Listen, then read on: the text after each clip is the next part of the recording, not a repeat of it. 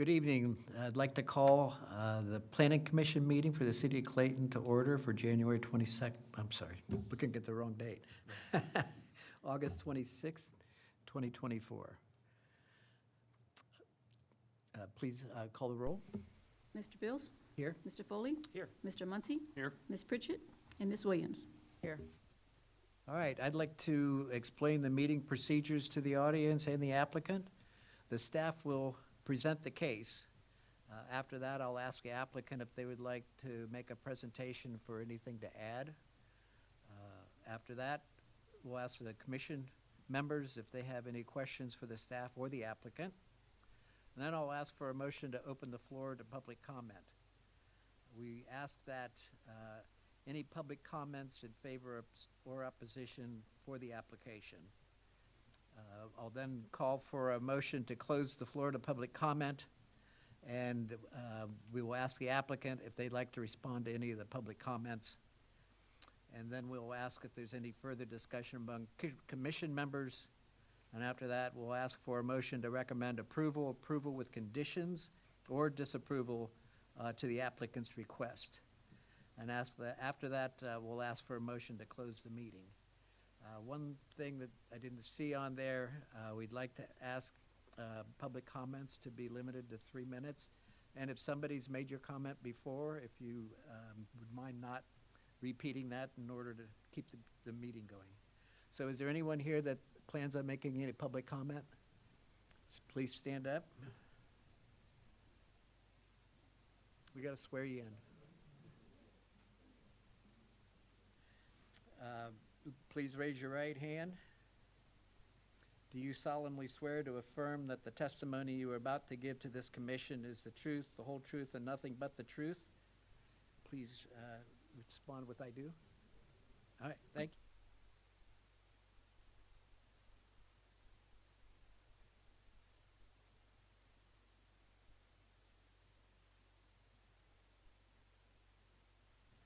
So our first order of business is the meeting minutes.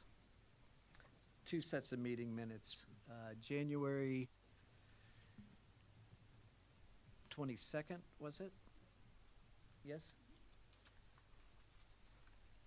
Has everybody had a chance to read those minutes? If so, are there any comments or corrections? Would I entertain a motion for approval?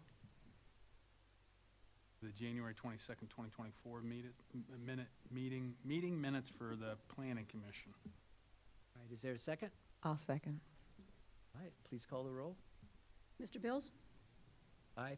Mr. Foley? Aye. Abstain. You weren't at that meeting. Oh, sorry. That's when you need to abstain. Thank you, abstain. Sorry. Mr. Muncy? Yes. And Ms. Williams? Yes.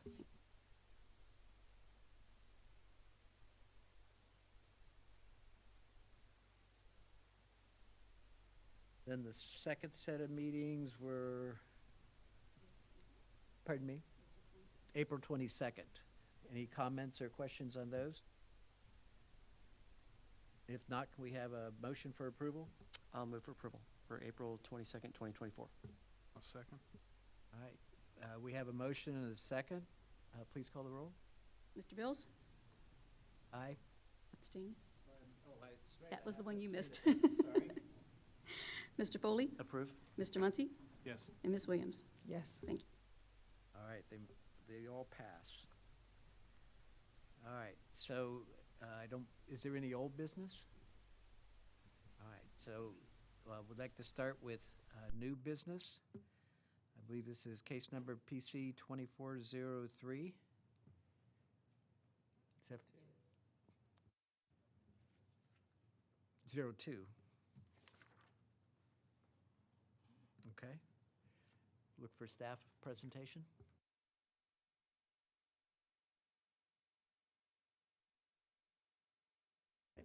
Good evening.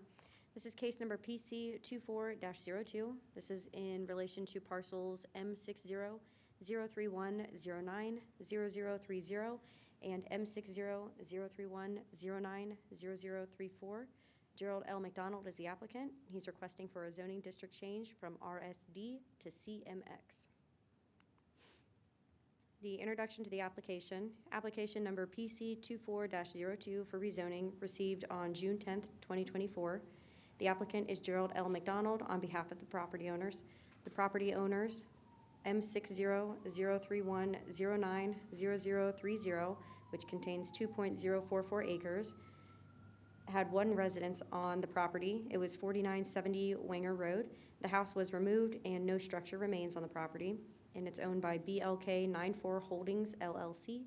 The other property or other parcel is M60-031-09-0034, which contains 3.0313 acres, had two residences on the property. First one was 4940 Wanger Road. The house was removed, but a small garage does still remain. And the other property was 7870 Hoke Road, which is now and was a residential home. That property is owned by Kipling Terry D. and Bonita J. Public notice was printed in the Eaton Register Herald on August 14th, 2024, and letters to property owners within 300 feet of the site were postmarked and mailed on August 16th, 2024. The location of the parcels is near intersection of Wanger Road and Hoke Road. The parcel IDs again are M60-031-09-0030 and M60-031-09-0034, and have a combined acreage of 5.0753 acres. It should be noted that M60-031-09-0060, which had an acreage of 2.040 acres, was recently combined with parcel M60-031-09-0034, which had a previous acreage of 0.993 acres. The current zoning of these two properties is RSD, or Residential Single Unit District, and the proposed zoning is CMX, which is Commercial Mixed Use. Staff reviewed and provided to each Planning Commission member the following documents: the application, the letter of intent or narrative statement, the site plan, the residential use table, the commercial use table, and the future land use plan. This is the surrounding area of the parcels. Everything that's highlighted is within 300 feet of the subject properties. The subject properties are kind of in the middle there, and they're in a C-shaped, and that'll be on the next slide.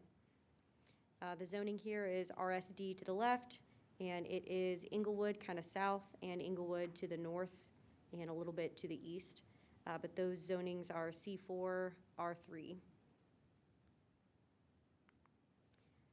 This area is the more specific area. You can see the two layouts of the properties. The bottom parcel was recently combined with the more portrait-shaped parcel, and there were two houses on the property, and now there's just one.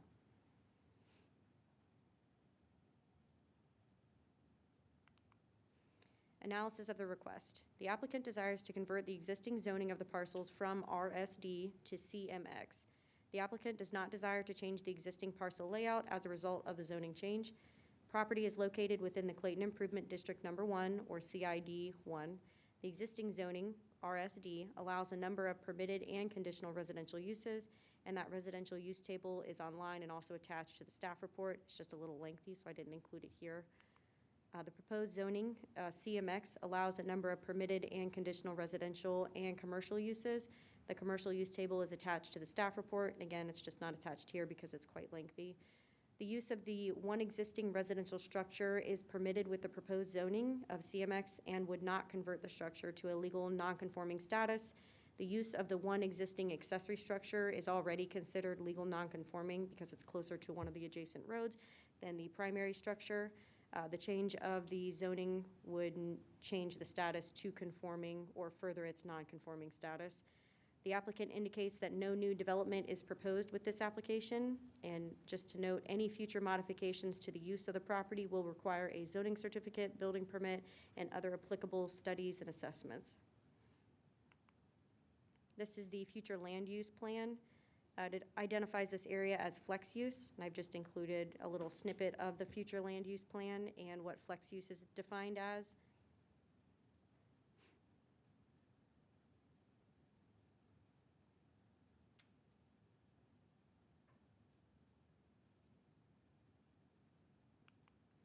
Staff recommendation. After evaluating the applicant's request, staff recommends that the Planning Commission make a recommendation of approval to City Council for the zoning district change from RSD to CMX as submitted.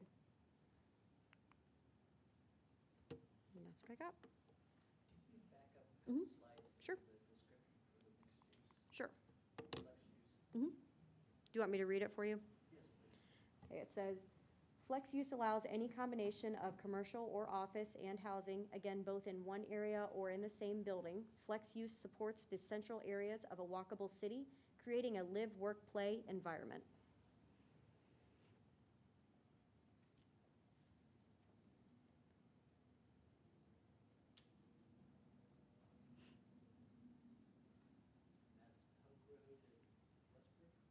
Hoke and Wanger. Mhm. Wanger runs west-east, and Hoke goes south-north.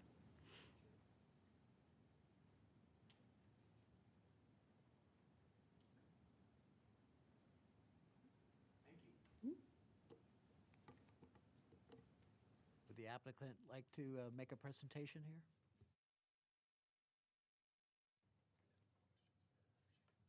Please state your name. My name, I'm sorry. Gerald McDonald, and do you need the address? I'm sorry. It's 40 North Main Street, Suite 2700 in Dayton, 454, I forgot my zip code, I never write myself, 45423. Thank you. Good evening. I am the applicant for BLK 94 LLC, and Terry and Benita Kipling. They're the owners of the parcel. In my experience in doing this, it is not often that I have to come to one of these where staff is recommending it. So this is very unfamiliar territory for me. And to celebrate, I'll be very brief. We're requesting the C-shaped parcels to be zoned from residential to the commercial mixed use. Now, this is consistent with the plan, land use plan, which is the flex use. Ms. Snyder stole all my thunder by putting the definition up there and everything. But the flex use is closest to the CMX rezoning. When we first started this, we understood that there was a flex use. The city doesn't have that term in its current zoning code, but the CMX, which is defined in 111113 of the code, section 1111.13 of the code, is very similar because it promotes a mix of commercial uses, high-density residential in proximity to suburban residential developments, and the desire is for the CMX districts to be along commercial corridors. And that's exactly what we have here with the Hoke and Wanger roads are the commercial corridors. There's the residential development to the north that's relatively new.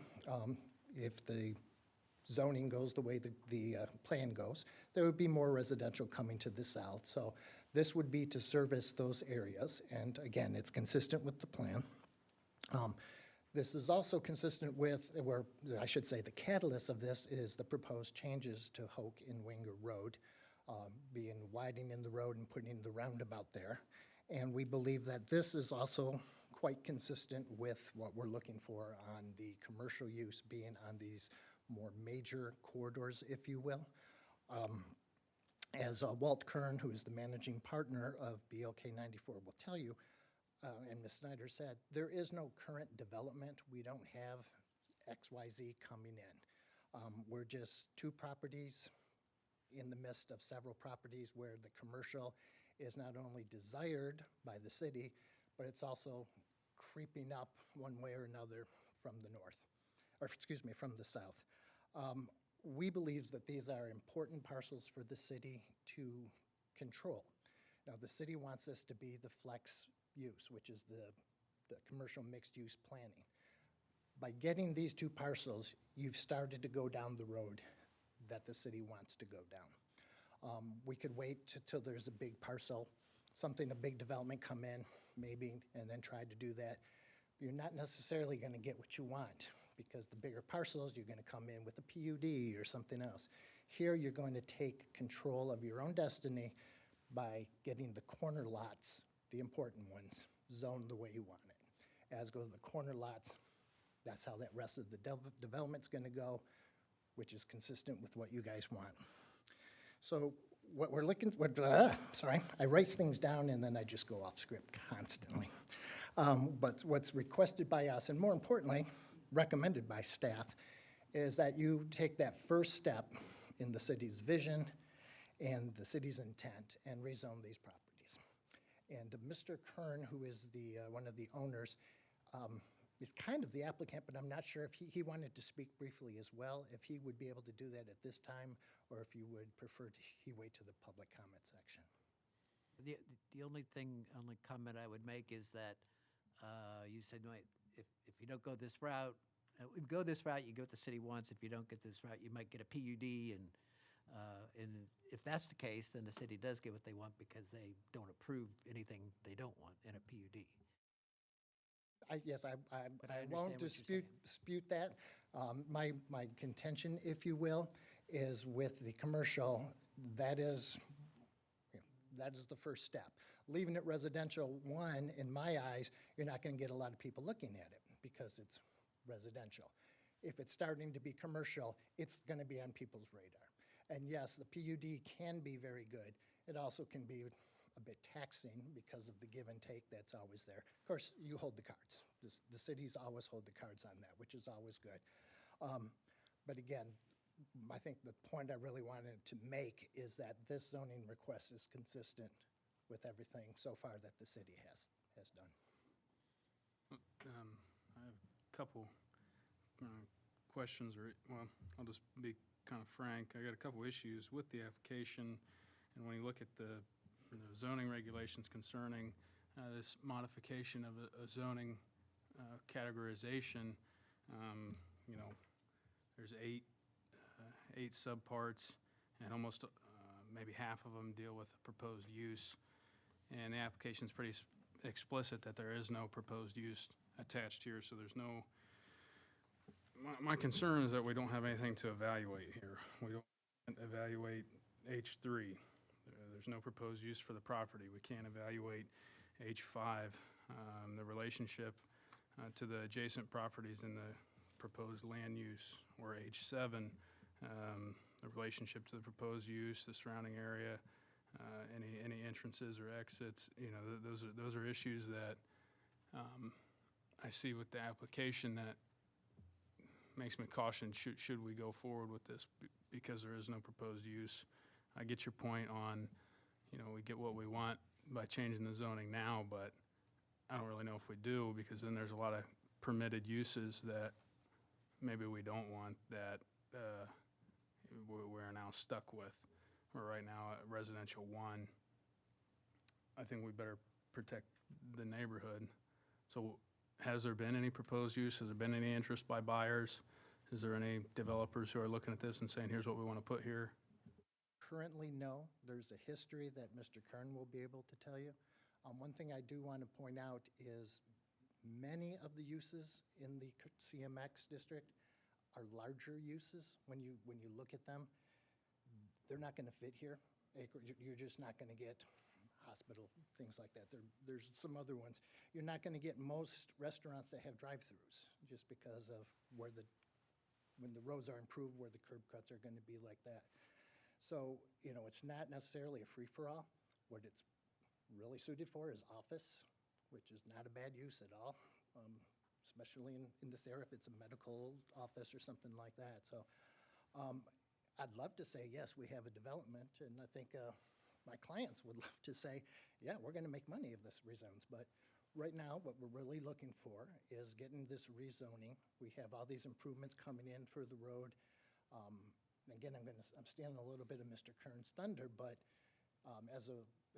with respect to his parcel on the corner, residential is not going to work when they put that roundabout in there, and if they put the detention pond that they're talking about, there's not going to be enough room just for his parcel. So, you know, to try to get these things rezoned, get them to the commercial, there's a better chance of combinations and things like that. So that's what we're looking for. And again, the other part about there not being the use for you to compare, that's when we look really to the future land use and say, well, what kind of things were we contemplating here? And as staff agrees, this type of zoning is what we were, the city, is contemplating, yeah.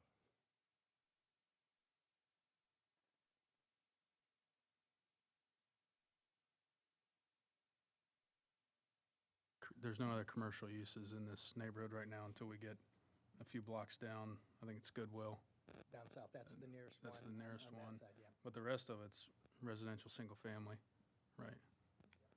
And then, do we have any renderings of what the parcel would look like after the roundabout's put in? I don't really know what it's supposed to look like. That didn't come in front of us. Well, I guess, who's losing frontage here? Is parcel one gonna lose a lot of frontage, or is The it? ones on the intersection where the roundabout will be, obviously, they're the ones that are going to lose the So most. are we just gonna anticipate that there's gonna be equal division amongst all the parcels touching I that don't know, intersection? yeah. I know that Mr. Kern's been very active at the meetings, and so he may be able to speak on that issue, and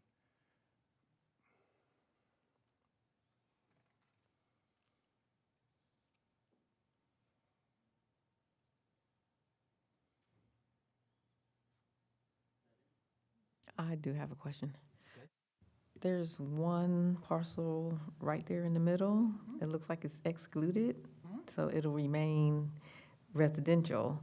But has that homeowner, they just did not want to be included in this whole deal, or what's the situation with you them? might not have noticed, but in the narrative, there's 4 names listed.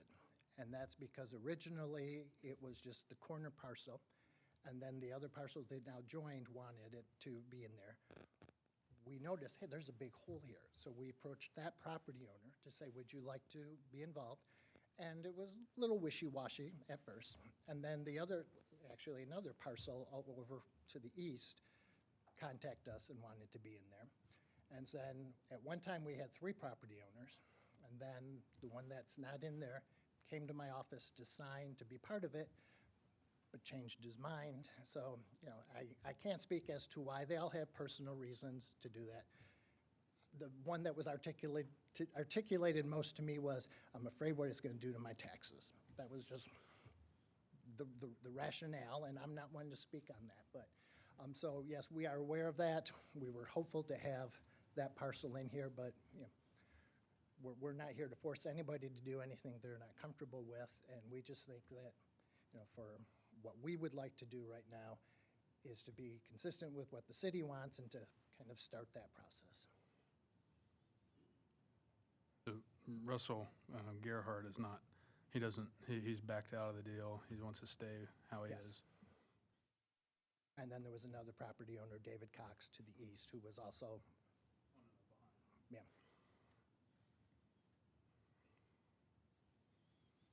But yeah, that was in and out kind of type of thing for a while, so. And I had to apologize for having the wrong, we had a letter with 2 people on it, with 3 people on it, and with 4 people on it, and I accidentally submitted the wrong one. I'm just wondering what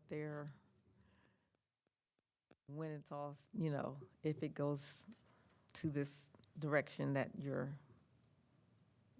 possibly hoping that it will, then it may be just them sitting like an island inside of, the commercial buildings or what have you, but And they're fully aware of what we're planning. They're obviously could speak out against it if they so chose. I can't really speak to their mindset. It could be they're just, well, if somebody does come and they ask me, maybe I'll consider it then type of thing. I don't know. But yeah, so I can tell you definitely they are aware, they know this is going on. And last time I talked to both of them, which was not more than 2 weeks ago, neither of them had a problem. Actually, I talked to Mr. Cox today because he wanted to know if he should come tonight. Well, I assume from what you're saying there, they're not here tonight. They are not here tonight. Right? Unless they snuck in. Nope. Anybody else on the board have any other questions for him? And again, I didn't know if you wanted to hear from Mr. Kern now, because he could answer some of your questions on the history. So, Yes, I'd like to hear from Mr. Kern, please. Okay. Thank you.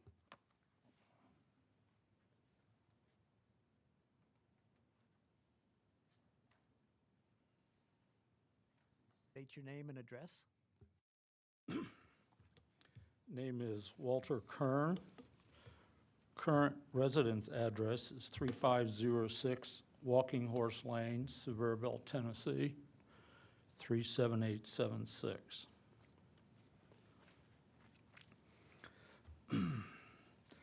First of all, I will answer a couple of questions that did come up. One about any offers that have already been made on the properties. And at this point, well, let me just explain the first offer. As you're aware, 2004, Walmart went in down on Smith Road. At that time, there were 7 homeowners that had the property, all of the properties on Hoke Road, east of Hoke Road, from Smith Road down to Wanger, plus there was one on Wanger, which is the second one that Terry and Benita have.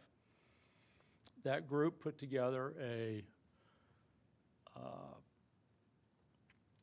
homeowners association, if you will, for the sole purpose of putting that grouping of 7 properties on the market. That was in 2004 when that group was organized. It was handled by Alan Cohen, who was a realtor in the Inglewood, Clayton area. And in 2008, there was an offer made through Alan to the 7 owners of $1.7 million. I am not sure, I did not add up the total acreage, but it was probably around 10 acres, I believe. That offer got dropped because the homeowners could not agree on how that $1.7 million would be appropriated among them. Several of the properties were 1 acre. 2 of the properties were 2 acres. And I think that's what it was. 2 2-acre properties, the rest 1 acre. So that, when the owners couldn't come up with anything, that offer got dropped by whoever was making the offer, and I do not have that at this time. So that was in 2008.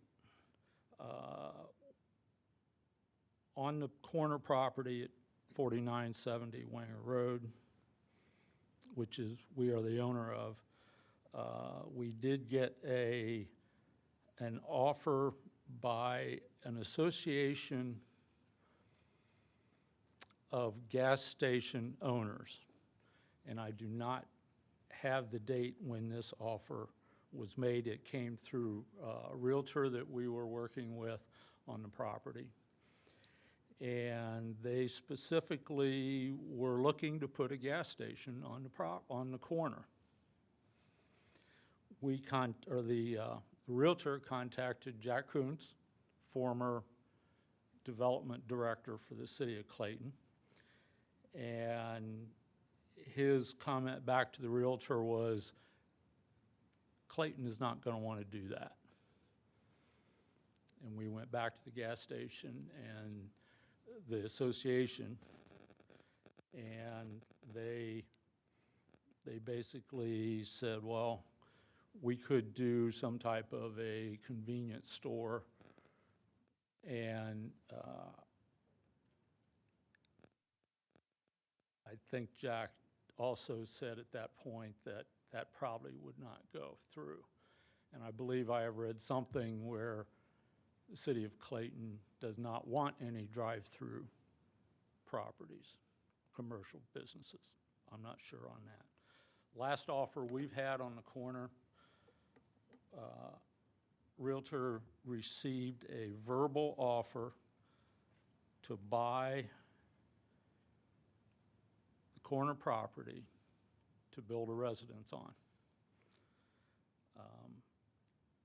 That happened in April 2020, which is coincidentally 5 months before the city of Clayton put in a funding application with Montgomery County Regional Planning Association for the Hoke Road reconstruction project, which is putting the roundabout in. Awful coincidental, we did not hear any additional information from him, and supposedly he was selling a multi-million-dollar house to put a residence on that corner. He did not come up with the commercial appraisal that we have on the property, and I'll get into that when I do my actual comments. Answer the 2 other questions that gentleman had. Or the one other question, are there any other businesses in this area? And in fact, there are 2 businesses being run out of the residences. One is a landscaping business on Wenger Road, which is not included in this situation. And the other one is we're not sure what type of business it is. I believe could be a plumbing business or HVAC business that is run out of a residence on Hoke Road. So there are businesses being run out of the current commercial homes.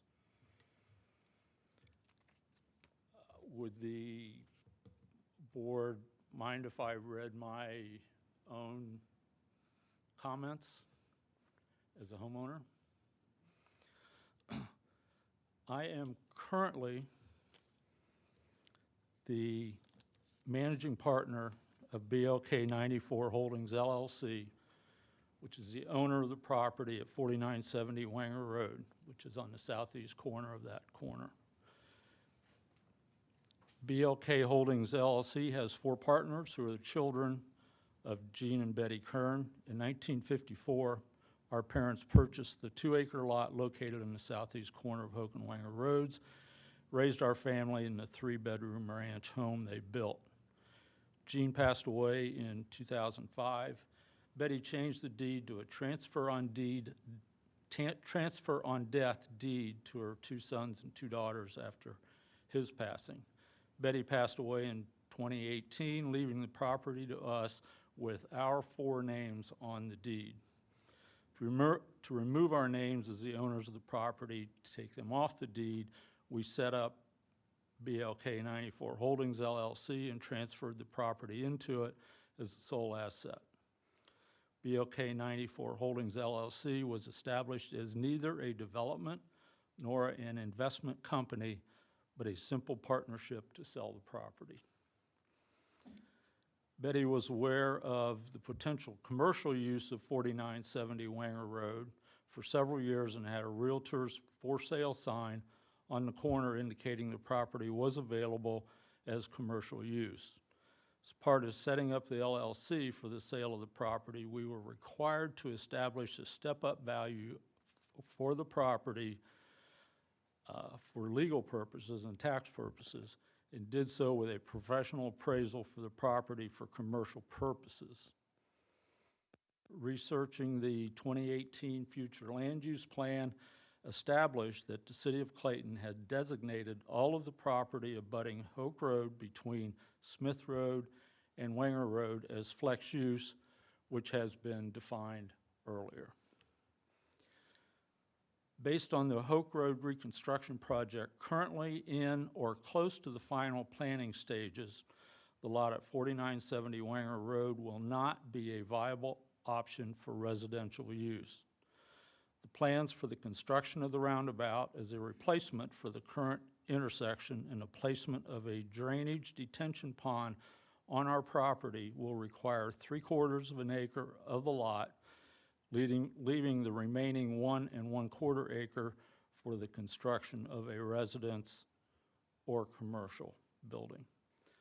Additionally, the current plans for the roundabout allow no driveway access onto the property from either Hoke Road or Wanger Road because of the length of the lane separation curbs connected to the roundabout and the size and location of the detention pond.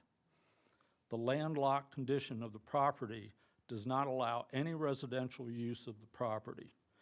If ODOT replaces the detention pond with a clean water filter system, there are two potential impacts to the property. First, the amount of acreage needed for the project, for the reconstruction project, may change, plus or minus. And second, there may be enough frontage available on Hoke Road to provide driveway access to the property. Both of those are unknown at this time. Commercial use of the lots at 4970 Wanger Road, 4940 Wanger Road, and 7870 Wanger Road is the most viable future use for these properties. Combining these lots for commercial development enhances the access and development opportunities for the properties and will benefit the city of Clayton.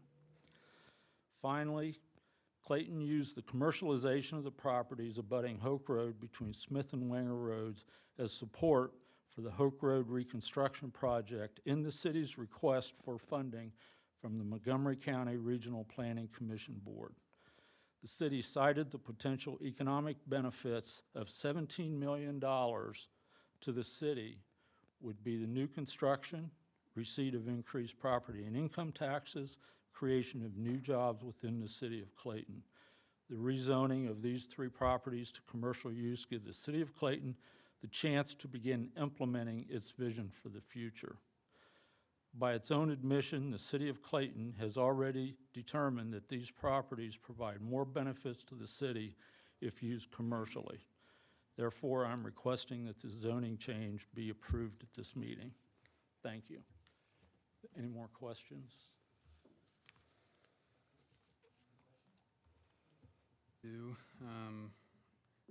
There was a house on that parcel on the corner at one point in time, right? Yes. When was that house removed? November of 2019. And what, so let me take another step back. When was it first marketed as commercial use? In 2004 is when a for sale sign was put up on the corner.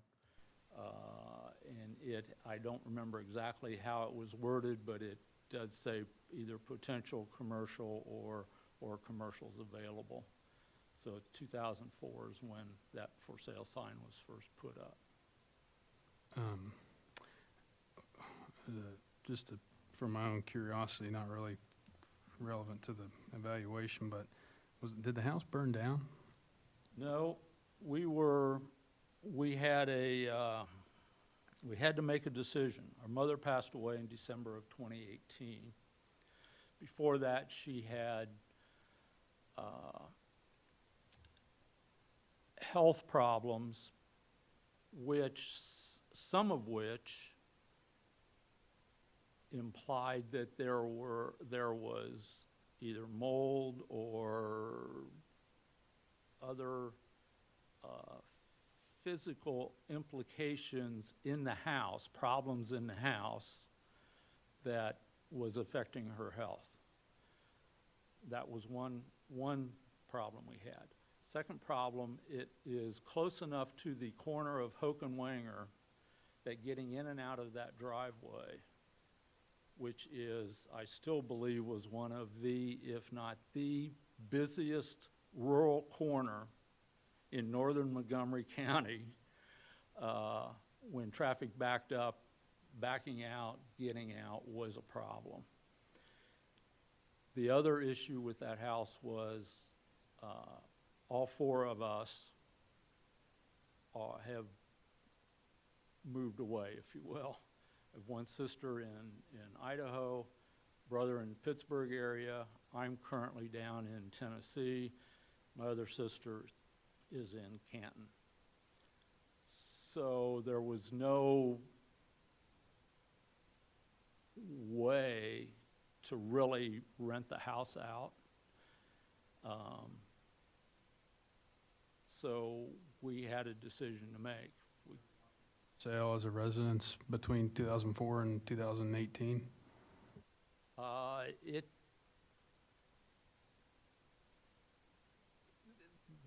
Yes. It was not only, it was, basically the for sale sign implied both, I believe. Just no takers, or what was it? I mean, okay, so now from 2018 to now, has it been marketed residential, or has it just been No, marketed commercial? Or been no house in 5 years. but it has So- been marketed as a vacant lot, shovel-ready? Yes. And there've been only one taker on that since? From residential standpoint, yes.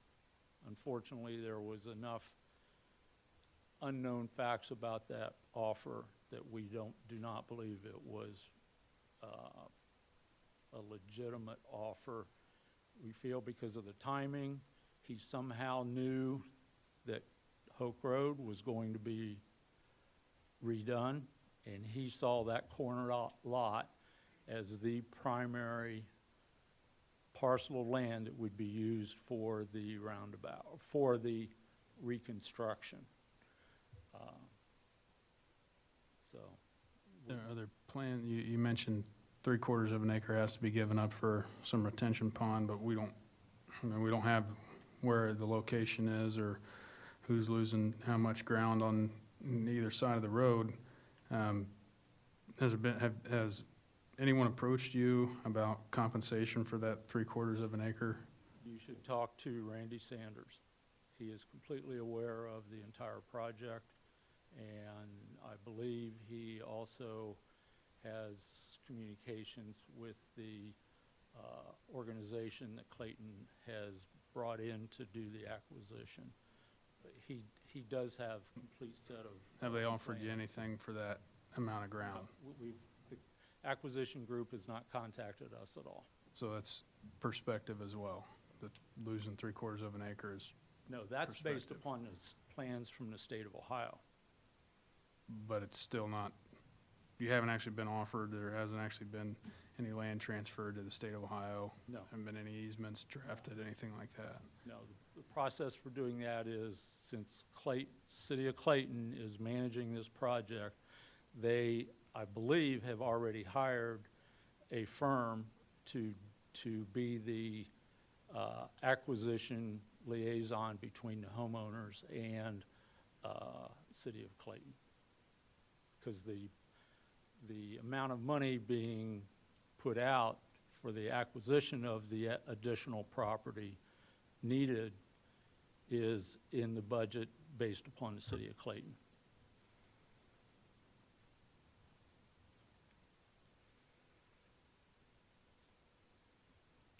I have one question for you, well, maybe two.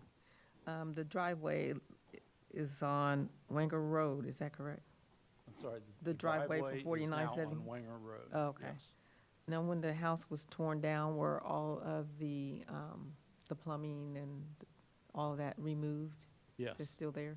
The Mm. only thing that is left is the concrete driveway and then a paved stone pullout. But that is the only thing that's left. Everything else, although there is one small 8 by 10-foot shed that's been left there. But other than that, the well has been decommissioned. We went through permits and all of that on that. The septic tank was caved in and filled in, and then topsoil was brought in, and everything was seeded. So it's basically a vacant lot. Actually, it might be a question to Ellen, but Ellen, when is the roundabout scheduled to go in, as far as you know? It's scheduled for fiscal year 2026. Another question for you, Ellen. Just curious to know your reasoning for approving this. Most of it is the future land use plan is identified as flex use, and then because there's no structures here and the proposed use of the existing structure is gonna be the same as what it is now, there wouldn't be a change until somewhere down the line. And with the roundabout going in, we do expect some sort of a change to happen down the pike. Question about the roundabout. Is the plan to make Hoke 4 lanes or 3 lanes? We don't know. Our land acquisition is still acquiring Okay, the land. Hoke Road will have a center turn lane. a center turn lane? So how far back will the center turn lane start on Hope? It'll be all the way down I believe it's all the way at Smith Road. from the Yeah. stoplight there. There has been some issues with the city of Inglewood on the corner of Smith Road, because there's some sidewalk there, and so there's been an issue dealing with Inglewood because the soccer fields had federal funding, and if you get into that, it's a major issue. I got a quick question here. You mentioned the 8x10 shed. Is that the green? We got a map here. I don't know if you have it, but there's a green shed on the No, parcel that next is- door. What you're seeing is a Two-car garage, right? two-car garage that is from the 40, from the, The Hoke Road address. the 4940 Wanger Road property, which is the property that the Kiplings merged in with their Hoke Road property. That was two-car garage from that was on that property. Was there another house there or something? Yes, there was a house, and that's also been Okay. removed. Okay, so there's 2 houses on the corner there, and then at some point in time, they just take over, I'll just call it parcel 60, that 2-acre strip. Okay. All right, thank you very much.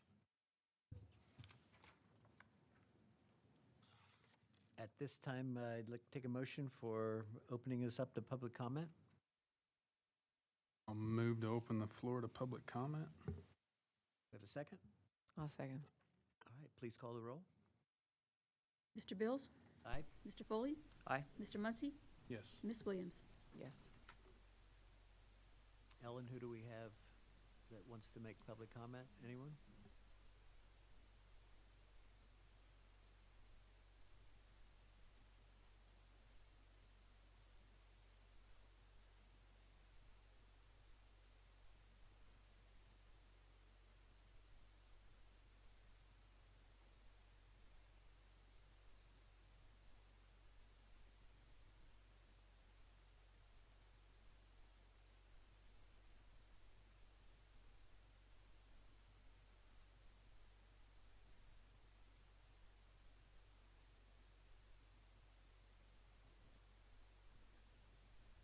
Mr. McDonald? And then Kenny? I'm sorry? And, for the next one. So we have nobody for public comment on this case? All right. So a motion to close public comment? I make a motion to close the public comment? I'll second. Please call the roll. Mr. Bills? Aye. Mr. Foley? Aye. Mr. Muncy? Yes. Ms. Williams? Yes. So at this time, are there any more questions from the board about this?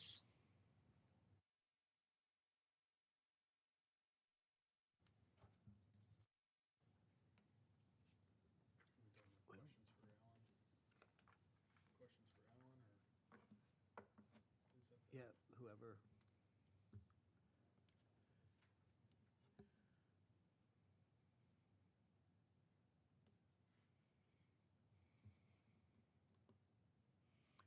It'd been interesting to see the proposed layout for the roundabout and how that affects this. I think there's 2 big variables for me, and that's the proposed layout and then the proposed use. I think the proposed use will be relevant to whether or not we want to go ahead and pull this section out of residential 1 and start that transition. Because the land use plan is just that, a plan. So is it worth going ahead and start changing the character of the neighborhood, not knowing not having a use proposed? There's still houses there, to get it to that whole corridor being flex use, you would have to change the whole corridor, not just 5 acres. And what my concern is, and there's 2 possible plans or 2 possible remedies, but my concern is that we want to start this precedent of changing a zoning district without having all of the, in my opinion, required parts of the application that we can analyze. Because right now it's solely based on the future plan, and that might satisfy 1 or 2 of the 8 subsections of 114110H.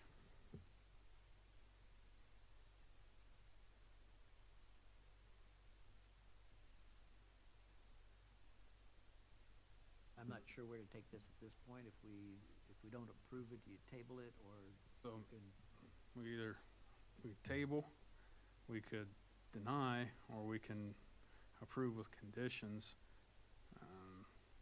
Because if we approve with conditions,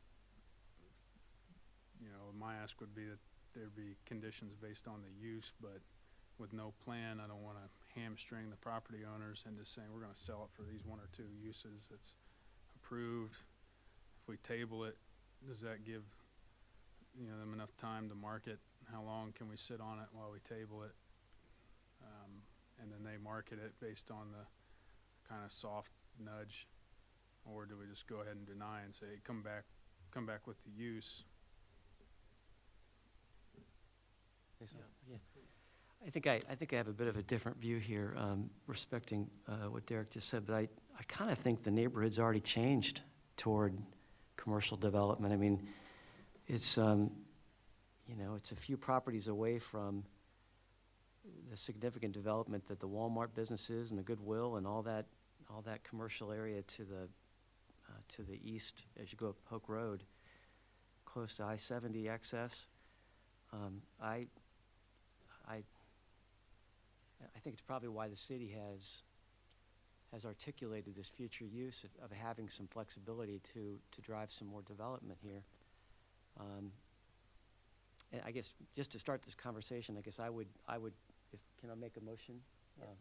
I would like to make a motion to recommend to City Council that we change the zoning district from RSD to CMX as submitted.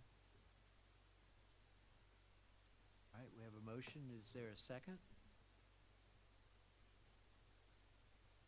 I'll second.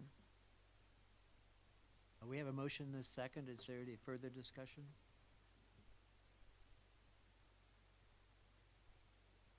All right, please call the roll. Mr. Bills? Aye. Mr. Foley? Aye. Mr. Muncy? No. Ms. Williams? Aye. All right.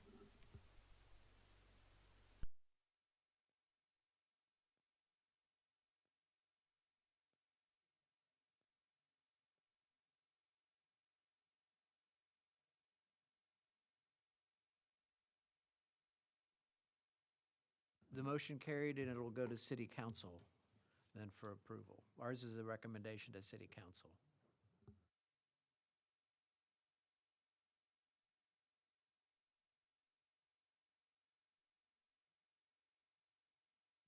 All right, so next is case number PC 24-03.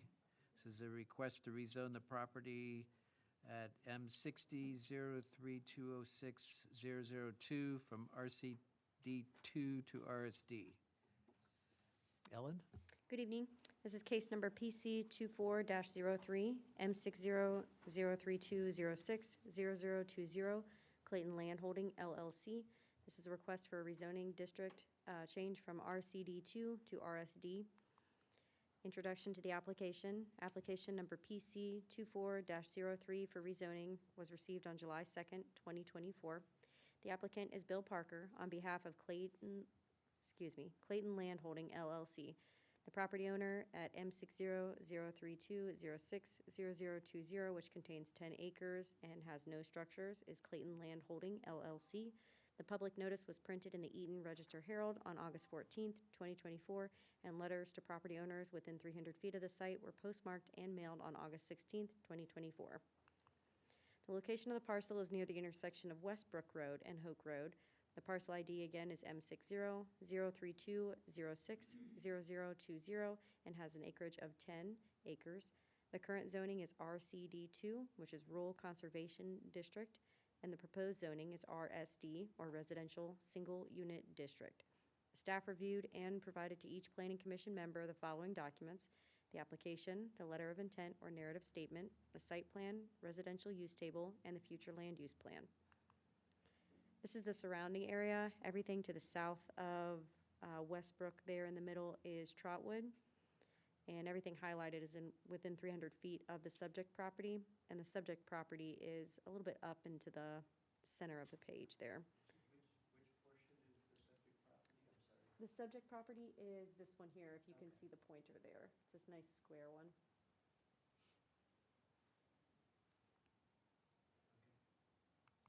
This is a more specific area, again with the aerial overhead and the subject parcel highlighted.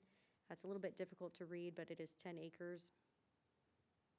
Everything to the north is RCD1. Everything to the west is RCD2, and this parcel as well is RCD2. Analysis of the request. The applicant desires to convert the existing zoning of the parcel from RCD2 to RSD. The applicant does desire to change the existing parcel layout as a result of the zoning change. So in RCD2, there is an acreage minimum of 10 acres, and the applicant must request a zoning change in order to reconfigure the parcel layout. The applicant does intend to sell 4 acres to an adjacent property owner to the north, and the applicant intends to sell the remaining 6 acres to an interested buyer who may have an interest in developing the property into a small residential neighborhood. The property is not located within the Clayton Improvement District Number 1 or CID 1. The existing zoning, RCD 2, allows a number of permitted and conditional residential uses. The residential use table is attached to the staff report. The proposed zoning of RSD allows a number of permitted and conditional residential uses, and the residential use table again is attached to the staff report. The applicant indicates no new development is proposed with this application, but that future development is possible. Any future modification to the configuration of the property that will exceed the creation of 5 parcels, dedicate right-of-way, or create easements will require Planning Commission and City Council approval, as it would be considered a major subdivision. So in other words, once that development is proposed, then it comes back to us again. It would go through Planning Commission again as a major subdivision. The future land use plan indicates the intent of this area to be industrial. The proposed zoning change to RSD would present a less intense land use and is a little more desirable to the residential property owners on adjacent properties. I've talked to several of them, and they have no intention of selling their properties for industrial use or to anybody for that matter. And industrial development can consist of light industrial, mid-scale manufacturing, warehouse and distribution, research and development, or large employment facilities such as corporate office headquarters on a campus-like setting.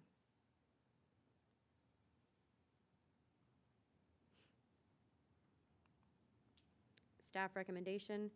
After evaluating the applicant's request, staff recommends that the Planning Commission make a recommendation of approval to City Council for the zoning district change from RCD2 to RSD as submitted.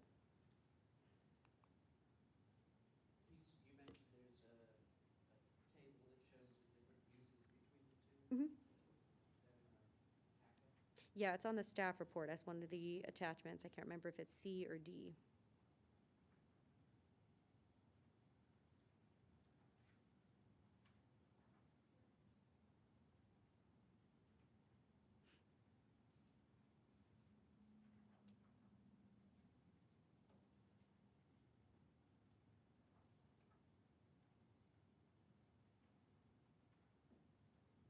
While he's looking, There's nothing in the zoning code, well, it would be a minor subdivision for them to divide the north 4 acres off and sell it to the Mr. Tackett. Right, so now, after the right? zoning change, they would then be permitted to divide the parcel into smaller acreage. They can't do it with RCD 2 because the minimum acreage is 10. So in order Okay. to split that So north you can't 4 split acres the lot. off. Right. Okay. And so that I make sure that I know exactly where this is, these maps, I'm no good with maps. How far off Westbrook and Winger are we talking about? Are we right there at that intersection? Yes, it's right at the intersection. There is one parcel to the south of these. Those are about 1 acre tracts that are all to the bottom of this subject parcel. We're talking right down there across from the golf course, or we're further, okay. Yes. If you look at this map, sorry, if you look at this map, is Mr. Tackett's property just to the north? It of the- is. Of the green line? Yes. Okay, okay.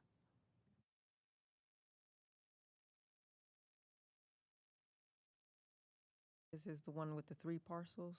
Is it 3? Yes, there was No. previously 3 parcels and they were combined into 1 parcel there. Okay.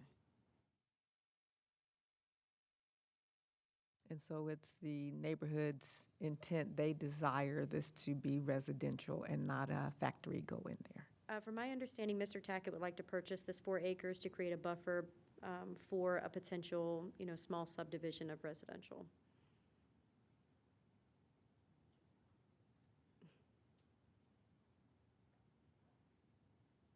Do we have the applicant here? Yes. Any more questions for Ellen? All right, thank you. So the applicant would like to come up and present? I'm Bill Parker.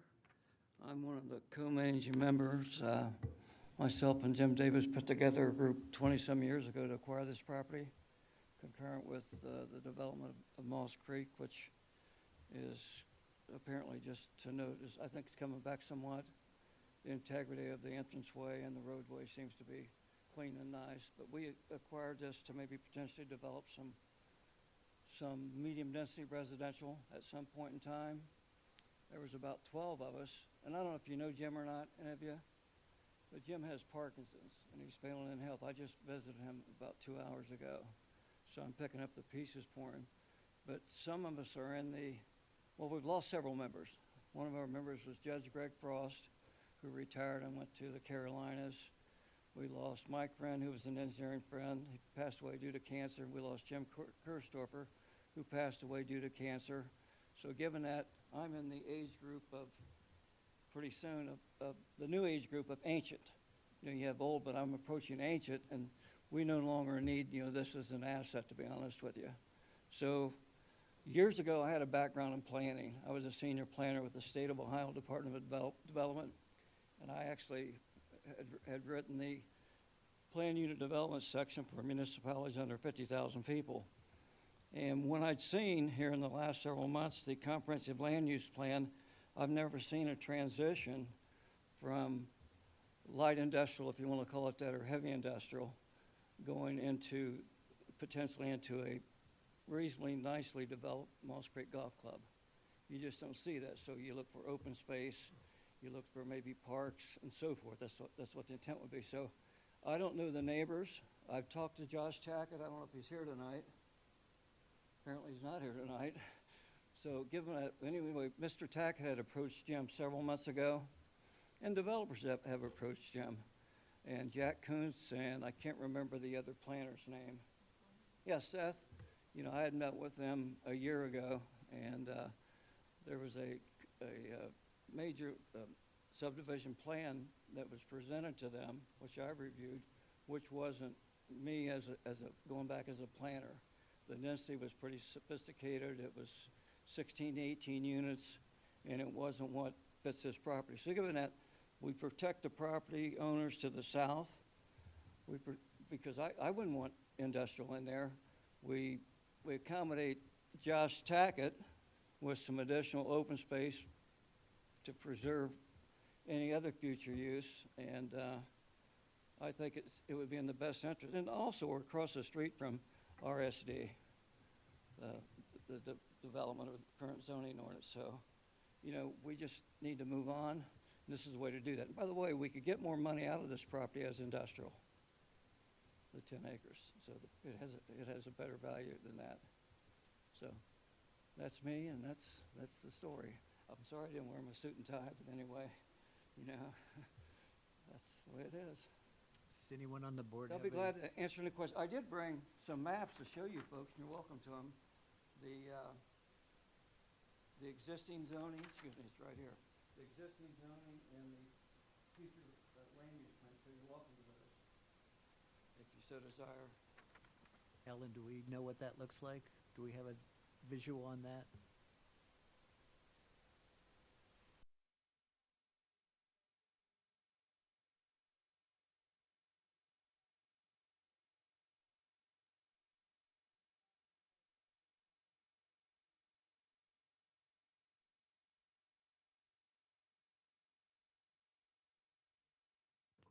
Kind of similar to what Derek asked in the last case, just, can you give us a sense of what kind of activity you've had here, interest? You mean on the property? Yeah, just in general, I mean, you, We actually had a non-contingent contract, which is very rare, that the developer, it was Arbor Homes, that they backed out of it, and the only resolution we have in terms of a remedy for that would be to sell the property, and then they would be liable, nobody wins, but they would be liable for the differentiation in the contract amount.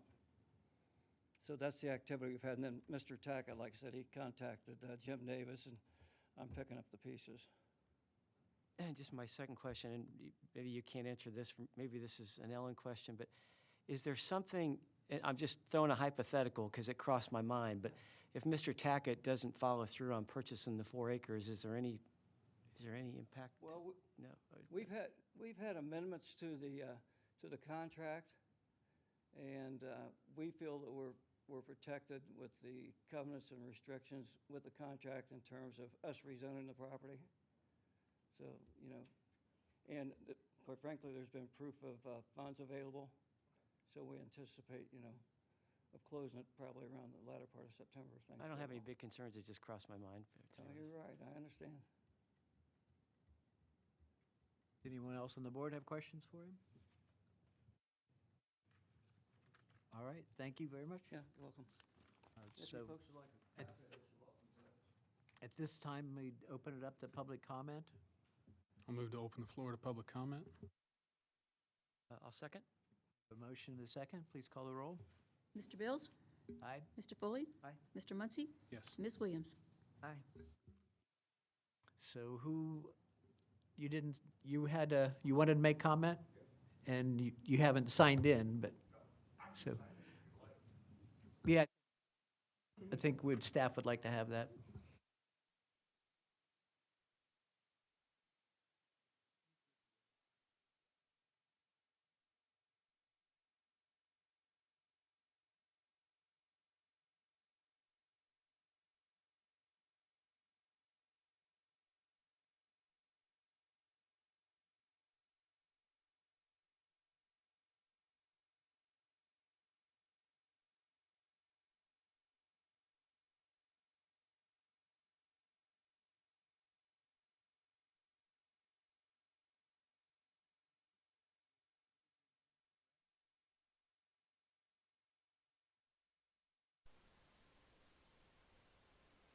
My name is Alvin Bloomer, and I live at 7029 Westwood. I live right there, those 2 lots in the middle of me. Oak and Westbrook, it's a horrible intersection. When school lets out, you add another 20, 50 houses back in there. It's just a recipe for more kids getting in car wrecks. There's pieces of cars. Every week I pick up 1 or 2 pieces out of my yard. Kids fly down through there, and I'm just afraid if we keep adding houses out there without doing something to the road structure. Because you've got the school, you've got the Caterpillar warehouse, Walmart, the highway. It's horrible over there. Police cars go by my house 85, 90 miles an hour, fire trucks. It's horrible, and you want to add more to it. And that's all I've really got to say. All right, thank you. Is there anyone else have any public comment? All right, so at this time, we'll close the door to, floor to public comment. If I have a motion for that, please. Move to close the floor to public comment. Second? A second? All right, we have a motion and a second. Please call the roll. Mr. Bills? Aye. Mr. Foley? Aye. Mr. Muncy? Yes. Ms. Williams? Aye. All right, so at this time, would the applicant like to respond to some of those comments? I can appreciate the gentleman's concern. Yeah, what you have in development, you have cul-de-sac limitations, which would be the only thing that would fit on the balance of the 6 acres, number one. Your minimum zoning in that district is 1,500 of an acre, which is 60-foot frontage by plus or minus 114. You have what's called trip generations, which is the amount of traffic that comes out of that subdivision on a daily basis, and it's anywhere from 8 to 10 cars per household, so it's very minimal. I do see, and I would suspect at some point in time you'll have signalization at the corner, but we do not impact, and we meet all the criteria of based on speed limit. You have to have a 10-foot, you have to have 10 feet per mile per hour before you can make a curb cut, which that falls within that category. So it's well protected. It's not a major impact like it could have been with 10 acres, but it's pretty minimal, I mean, to be honest with you. And the fortunate part is it's not on Westbrook, which I wouldn't disagree with him on that, but it's pretty well protected and small in nature. So is the zoning change you're proposing limit the density more so than what it is now? I can't hear you, I apologize. Is the change, what, the RSD2, is that more or less potential density in housing than what it is The now? density on the, I think it's RSD, used to be, zoning was R1, R2, R3, multifamily, light industrial, heavy industrial, and so forth, right? And you've got a condensed version. And the one thing that surprised me, and I've only seen it here in Clayton, is that your minimum lot split that typically used to be 1 acre, which is 175 by 250, you're 10 acres, so that was entirely new to me. So, but, yeah, the minimum in the RSD is, it is 15,000, it's 15,000 square feet, and that is 60 foot by, like I said, plus or minus 114. Less than 7,000 square feet. You can't get that many houses back there. Plus, it's within the cul-de-sac limits. So if you take the 500 foot east and west, and I apologize for going fast, that's just my nature, I can't correct that now. But if you take the distance from the east to the west, which is plus or minus 550 feet, and you back a lot out of 120, you got 430. So, you're not going to get a lot of lots back there. If that happened, now, we're going to market it, and we haven't marketed now, we're going to market it as a ranchette too, a 6-acre ranchette, so we can illustrate some white fence, and maybe a couple horses behind the fence. Because historically, in the business I was in, we were good at marketing, so that's where I am. You should have recorded this. We are. It's presently zoned. It is being recorded. It is being recorded. Okay, all right. If I'm not mistaken, it's presently zoned rural conservation, right? And what's the acreage for a house on the rural conservation district? It might be an Ellen question. Yeah, I thought the acres was 10 acres. 10 acres? Put a house on it, right?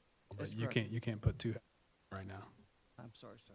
You can't put 2 houses on it right now. You can put 1 house on it.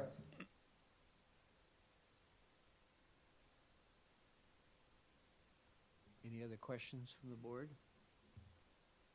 All right, thank you very much. I do have a question, I'm sorry.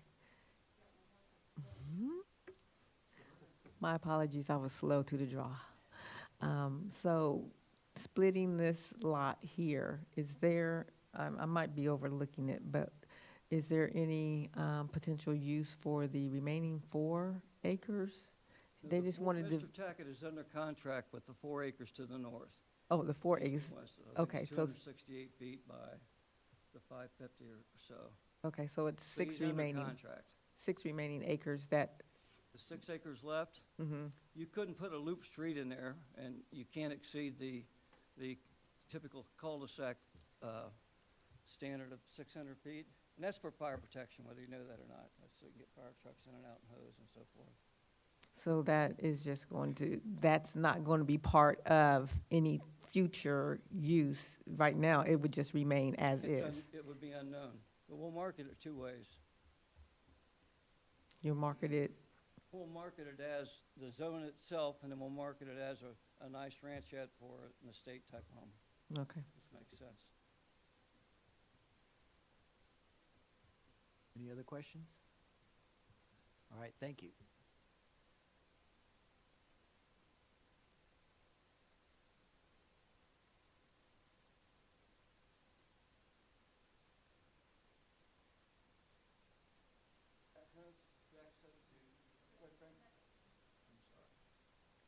When I met with Jack Kuntz last year and Seth, they said, don't include that in the zoning.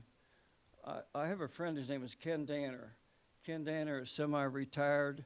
He is Les Wexner, if you know that name, his right-hand consultant, planning consultant. Ken Danner has done 14 major market studies for myself, and he's also worked in over 6,000 cities.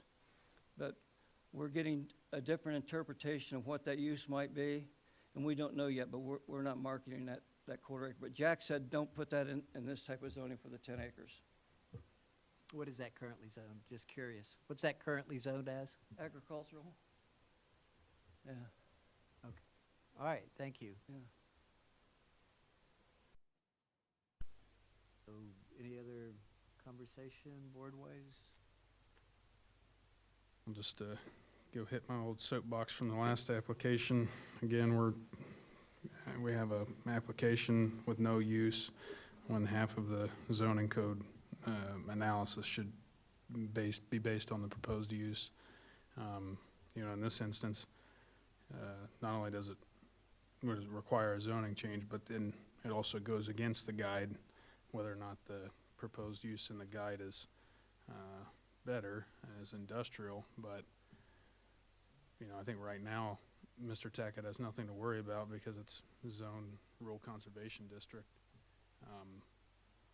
You know, again, if a developer wants to come in and put a use together and stand in your shoes, and that's what the zoning code expects, and that's what I feel obligated to follow. So, Ellen, what are the options for a landowner now as it's currently zoned? What can they come in here and do without getting a zoning change?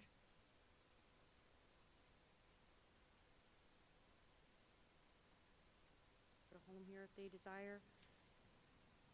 That's the way it's currently zoned. Correct.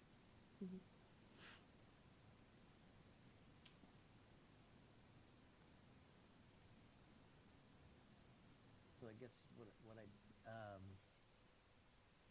I think he's saying what he's proposing it to be. We don't have a plan, of course.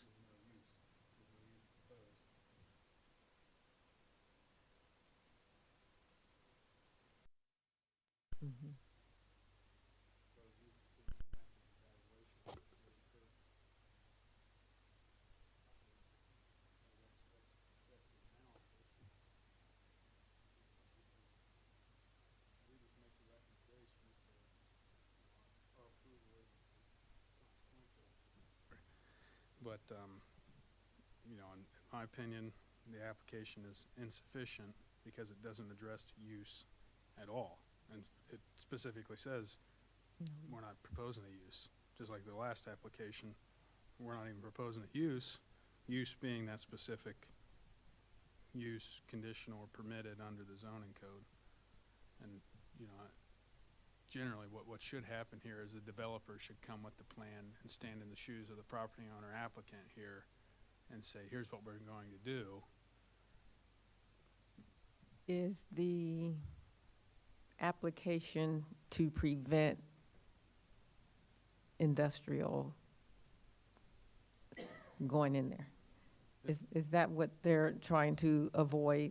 In talking with Mr. Tackett, the gentleman who would like to acquire the northern 4 acres, that is his intent, is to preserve property around him and his own.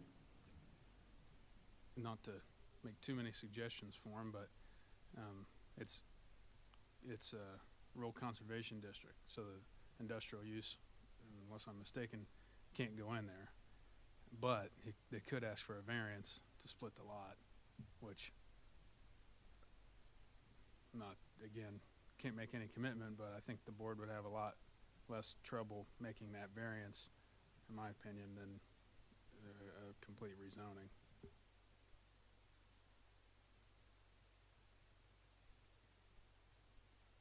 You want to come back up? Keep in mind, it is your comprehensive plan, the future land use plan, and we, by rights, we would have the right to come in here and ask for rezoning of industrial, so in the best interest of the neighbors, et cetera. On the narrow piece of property that remains, there'd only be about 13 or 14 units if that were the case going in there. So I think it's a better intended plan with what we have. We hope we could sell it to one person. I mean, that's whatever that's worth, but who knows, you know? Because like I said, Arbor Homes walked away. But I don't think that the potential for the neighbors to, whether they'll see it or not, see industrial in there, I don't think that was a good plan. I have a friend named Bill Westbrook. He helped Les Wexner assemble 4,500 acres. And I said to Bill, there was, just like the gentleman before had the little cube in the middle, I said, Bill, I said, how do you buy that much property? You know, and you got these little ranchettes in the middle. You know what he said? We pay them what they want. It's a moot point when you get into those types of dollars. So I think we came up with a better alternative. We have a buyer, that's preservation, a better alternative than what your plan has. However it got there, I was surprised. So that's just my general comment. Yeah. To be fair, the comprehensive land use plan is not, there's no right to the rezoning. If somebody comes in here and asks for it to be zoned industrial, we've already established that in prior zoning issues we've had in Clayton. And right now, there cannot be an industrial use in that spot. So if that's the sole basis of the rezoning, then, you know, we're already there. But, you know, like I said, I would like to see a developer come in with the plans, show us what's going to be there. Well, I could draw it on a piece of paper for you. Well, we don't have it. I know you don't, and I'm not trying to be smart. I'm just saying that. And I I'm actually telling you do. what, the math is simple. If you got 20 acres, you have 20% for right-of-way and development. You probably know that. So that leaves 16 acres. If we got 6 acres, we got 1.2 acres of right-of-way development. So you take that out, you divide it by your 7,000 square feet. It's pretty straightforward. So it's not a big impact, although it does produce taxes for you, additional taxes. Find the developer who's going to do it. No, we don't have a developer that wants to do That's that. what I'm saying. Find the developer who will do that, and I think you comply with all the criteria of the zoning change. Okay. All right, thank you.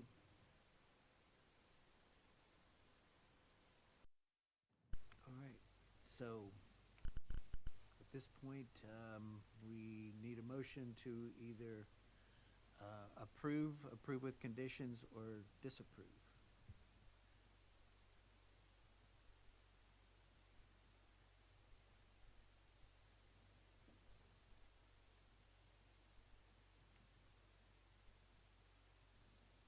I'll go ahead and move to deny the planning PC 2403 application. We have a motion. Is there a second? I'll second it. We have a motion and a second.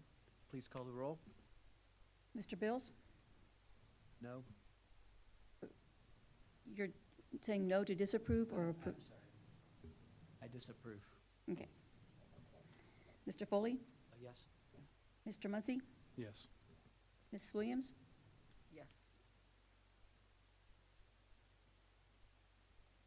Yes. Yes means I apologize. deny the application. Yeah,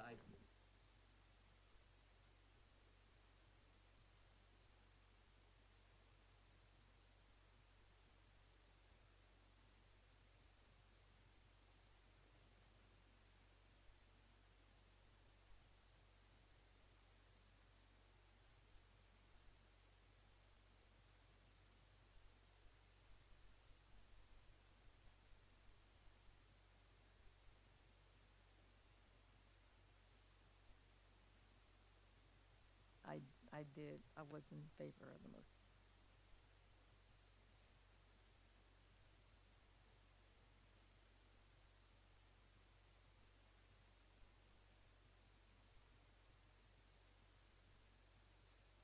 All right, is there any further business? All right, so motion to adjourn. I'll move to adjourn. Second.